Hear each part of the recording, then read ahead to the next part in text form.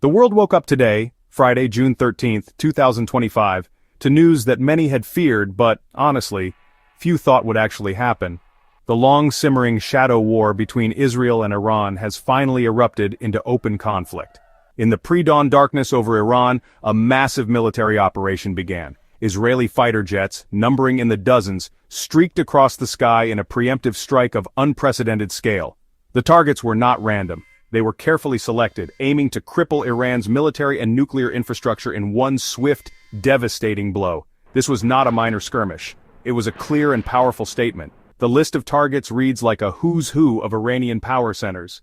Key military installations and the headquarters of the powerful Islamic Revolutionary Guard Corps, or IRGC, were hit across the country, from the capital, Tehran, to cities like Kermanshah and Elam. But the strikes went further, directly targeting Iran's controversial nuclear program. The Natanz nuclear site and Parchin nuclear site were struck, raising immediate global alarm about potential radioactive fallout. The operation was precise, also hitting the residential compounds of top military commanders and nuclear scientists, a sign that this was meant to be a decapitation strike. The human cost was immediate and severe. Iranian state media quickly began confirming the deaths of some of the nation's most powerful figures. Reports indicated that Mohammad Hossein Bagheri, the chief of Iran's armed forces, and Hossein Salami, the head of the IRGC, were among those killed. The intellectual core of Iran's nuclear program was also targeted, with prominent scientists like Faridun Abbasi and Mohammad Mehdi Tehranchi reported dead.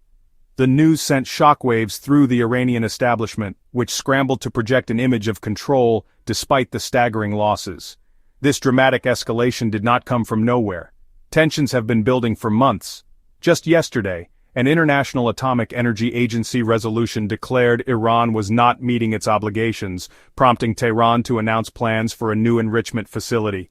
Multiple rounds of talks between the US and Iran had already failed this year. Today's strikes, which the United States confirmed it was informed of in advance by the Trump administration, appear to be Israel's answer to what it saw as a growing and imminent threat. The region, and indeed the world, now holds its breath. Iran's response was not long in coming. By mid-afternoon, the Iranian leadership, though reeling from its losses, launched its own massive assault. Codenamed Operation True Promise 3, the retaliation was a display of force designed to show that Iran, even when wounded, could still strike back with venom. The initial wave consisted of over 100 drones, a swarm of unmanned aircraft heading west toward Israel. But that was just the beginning. The drone attack was soon followed by a barrage of ballistic missiles, a second wave aimed at overwhelming Israel's formidable air defense systems. The targets of the Iranian counterattack were strategic and symbolic. Missiles rained down on key Israeli cities, including the port city of Haifa, a critical hub for commerce in the Israeli Navy. Other strategic sites across the country were also targeted in an attempt to inflict maximum damage and disruption. Air raid sirens blared across Israel, sending citizens scrambling for shelter. The familiar calm of a Friday afternoon was shattered by the terrifying reality of incoming fire. Neighboring Jordan reported its own air defenses were active, intercepting some of the drones and missiles that crossed its airspace. As the missiles flew, the conflict expanded to other fronts. Iran's powerful proxy network was activated. Allied militias in Lebanon and Yemen began launching their own attacks, firing rockets toward northern Israel and anti-ship missiles into vital sea lanes. This multi-front assault is a classic Iranian strategy, designed to stretch Israeli defenses thin and create chaos across the region. At the same time, a new front opened in cyberspace. Reports emerged of cyber attacks targeting Israel's power grids and water systems, a modern form of warfare aimed at paralyzing a nation from within.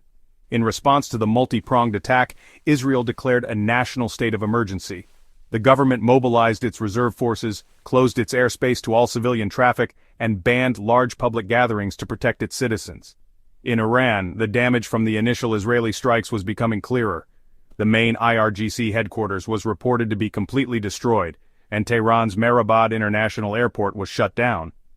While many of Iran's underground military facilities were believed to have survived, the message was clear: no target was completely safe. Both nations were now fully engaged in a direct and dangerous military confrontation. The conflict's impact rippled instantly through the global economy, hitting the world's most vital resource, oil. With the Middle East, the source of a huge portion of the world's energy, now a full-blown war zone, oil prices surged. Brent crude jumped by as much as 13%, with analysts predicting prices could soar past $100 a barrel if the conflict continues to widen. The primary fear is the potential closure of the Strait of Hormuz, a narrow waterway through which a fifth of the world's oil supply passes. Any disruption there could trigger a global energy crisis, sending fuel prices skyrocketing for consumers everywhere. The shockwaves were not limited to the oil markets. Global stock markets took a nosedive as investors fled to safety. The Dow Jones Industrial Average fell by over 600 points, and futures for other major indices like the S&P 500 and Nasdaq tumbled. The economic uncertainty created by the conflict has put businesses and governments on high alert. For a world economy still navigating delicate post-pandemic challenges, a major war in the Middle East is a worst-case scenario, threatening to stall growth and fuel inflation on a global scale. International and regional reactions have been swift and divided. The United Nations Security Council convened an emergency session to address the crisis, with world leaders from the European Union, Germany, France, and Australia calling for restraint. However, the United States, while publicly distancing itself from direct involvement, acknowledged its prior knowledge of the Israeli operation. This has complicated diplomatic efforts. Meanwhile, Iran's neighbors, including Saudi Arabia, the UAE, Qatar, and Egypt, condemned the initial Israeli strikes, fearing the conflict could spill over and destabilize the entire region. For the people on the ground in both Israel and Iran, life has been turned upside down. In Tel Aviv and Jerusalem, the once bustling streets are now punctuated by the wail of air raid sirens. Families huddle in bomb shelters, their daily routines replaced by a constant state of anxiety. In Tehran, citizens are grappling with the loss of their leaders and the destruction of national symbols, all while facing the threat of more strikes. The human cost, measured not just in casualties but in fear and trauma, is mounting with every passing hour. This is now the grim reality for millions. With both sides having exchanged powerful blows, the critical question now is what happens next. The situation remains incredibly volatile, and the potential for further escalation is dangerously high.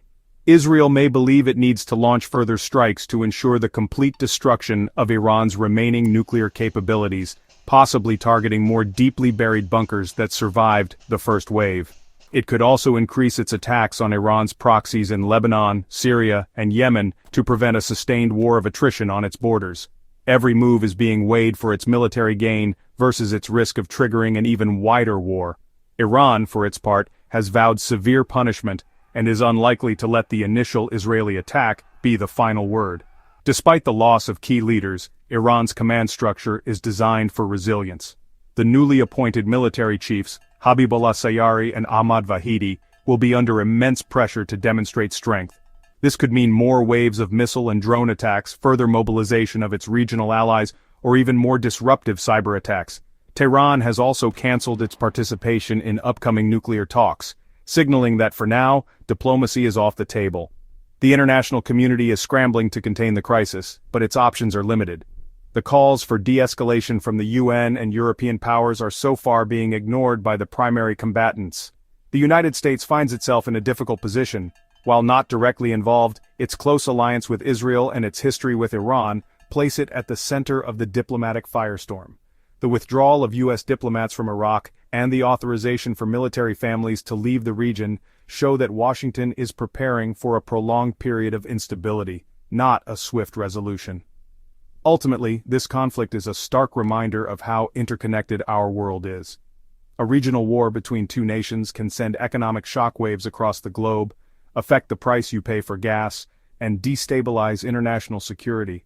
The path forward is uncertain. Will diplomacy find a way to pull both sides back from the brink, or are we witnessing the beginning of a devastating multi-front war that could reshape the Middle East for decades to come? The world watches, waits, and worries. What do you think will happen next? Join Intel Prime Channel membership today and get access to exclusive benefits, including early access to new videos, exclusive discounts on Intel products, behind-the-scenes content, live chat with me and other members. Other options will be soon available. Thank you for your support and for helping Intel Prime grow.